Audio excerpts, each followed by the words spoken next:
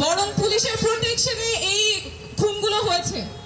আজকের নতুন বাংলাদেশে তো আর সেই পুলিশ থাকতে পারে না। সংস্কার সংস্কার সংস্কার, গণতন্ত্র গণতন্ত্র গণতন্ত্র। প্রকৃত পক্ষে আমরা সাধারণ জনগণের সুফল কতটা পেয়েছি পাইনি বললেই চলে। সবাই শুধু নিজ স্বার্থ হাসিল করার জন্য এইসব বয়ান দিয়ে থাকে। প্রত্যেকটা রাজনৈতিক দল বলে আমরা জনগণের পক্ষে আছি। এই একই ডায়লগ শুনতে শুনতে কান ঝালাপালা হয়ে গেছে। এইসব বক্তব্য রাজনৈতিক বক্তব্য।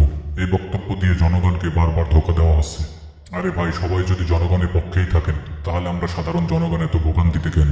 রাজনৈতিক নেতাদের এত ব্যাংক ব্যালেন্স, এত অর্থ সম্পদ কেন? বিভিন্ন বাহিনী এবং বিভিন্ন দপ্তরের কর্মকর্তা কর্মচারীদের এত ব্যাংক ব্যালেন্স, এত অর্থ সম্পদ হয় কি করে? আমার মতে বাংলাদেশের প্রত্যেকটা মানুষের নিজ উদ্যোগে সংস্কার হওয়া দরকার। অর্থাৎ নিজের লোভ লালসাকে আগে সংস্কার করতে হবে। প্রত্যেকটা রাজনৈতিক দলগুলোকে আগে নিজের দলের মধ্যে সংস্কার ও গণতন্ত্র ফিরিয়ে আনতে হবে। তবেই না দেশটা ভালো চলবে, আইনের সুশাসন প্রতিষ্ঠা হবে। একটা সরকার বা রাজনৈতিক দল যখন সরকার গঠন করে, তাদের যদি সদিচ্ছা থাকে তাহলে এই দেশটা অনেক সুন্দরভাবে পরিচালনা করা সম্ভব। নিজ দলের নেতাকর্মীদের জন্য যে আইন, বিরোধী দলগুলোর নেতাকর্মীদের ক্ষেত্রেও একই আইন যদি প্রয়োগ করতে পারে ক্ষমতায় থাকা সরকার বা রাজনৈতিক দলগুলো, তবে এই দেশে আইনের সুশাসন প্রতিষ্ঠা সম্ভব। বিগত দিনে তো সাধারণ জনগণ দেখেছে বড় রাজনৈতিক দলগুলো কিভাবে স্বার্থন্বেষী মনোভাব নিয়ে সরকার গঠন করে, সেই স্বার্থ হাসিল করার লক্ষ্যে দেশ পরিচালনা করছে। এক কথায় সবাই লুটিপুটি খেয়েছে। অনেক সাধারণ জনগণের প্রত্যাশা ছিল যে নতুন দল ক্ষমতায় আসলে হয়তো দেশটা ভালো চলবে, কিন্তু ক্ষমতায় আসার আগেই লুটপাট শুরু করেছে তারা। বিভিন্ন অপকর্মে জড়িয়ে পড়ছে তারা, যেমন চাঁদাবাজি, দখলবাজি, মামলা বাণিজ্য, নিয়োগ বাণিজ্য, নারী কেলেঙ্কারি, মব সন্ত্রাস, লুটপাট ইত্যাদি সহ অসংখ্য খারাপ কাজে জড়িয়ে নিজেদের বিতর্কিত করছে। তারাও জনগণের সেই আস্থাটা রাখতে পারেনি। পরিশেষে এই কথাটা 99% মানুষের খারাপ লাগবে, কারণ বাংলাদেশটা তো চোরের খনির দেশ।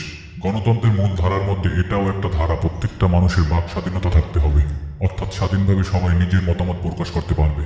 আমার মনে হয় যেসব ক্ষেত্রে সংস্কার প্রয়োজন, বাংলাদেশের রাজনৈতিক দলগুলো, ডাক্তার, উকিল, পুলিশ, ইঞ্জিনিয়ার, সচিব সহ উচ্চ পর্যায়ের বিশেষ কিছু পেশার মানুষ যদি নিজের মনকে সকল অন্যায় কাজের বিরুদ্ধে 100% সংস্কার করতে পারে, তাহলে দেশ থেকে সকল বৈষম্য দূর হবে এবং আইনের সুশাসন প্রতিষ্ঠা হবে, এবং তার সাথে সাথে দুর্নীতিমুক্ত একটা দেশ গঠন হবে। হয়তো সেই সংস্কার কোনোদিনই বাংলাদেশে হবে না, বা কেউ নিজের থেকে চেষ্টা করবে না। 3 মাসের জন্য আমি বাংলাদেশের ঘাঁটাঘিষ্ট হতে চাই, এটা আমার ইচ্ছা।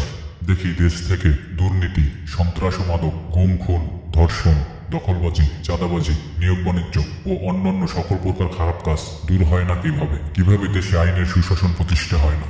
সদিচ্ছা থাকলে দেশ সুন্দরভাবে পরিচালনা করা সম্ভব। সুযোগ পেলে এই 3 মাসে আমি প্রমাণ করে দেখিয়ে দিতাম।